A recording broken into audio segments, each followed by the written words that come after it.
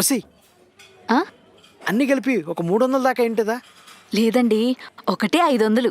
ఏయ్, మన దగ్గర డబ్బులు ఎక్కడి నుంచి వచ్చాయే? మన దగ్గర చాలా డబ్బులున్నాయి కదండి, ఎందుకు భయపడుతున్నారు? ఆ డబ్బులు మనమేంటి? మీకు తెలుసు కదండి, ఒకప్పుడు మేం బాగా ఆస్తులున్న వాళ్ళమని. తెలుసు.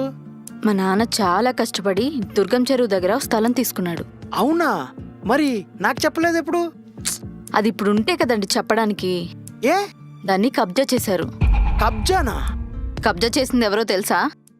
ఎవరు? కిషోర్ అన్న. కిషోర్ అన్న?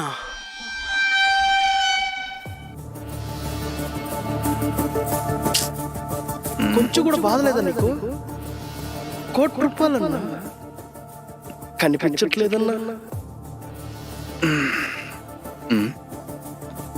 ఏంటిది?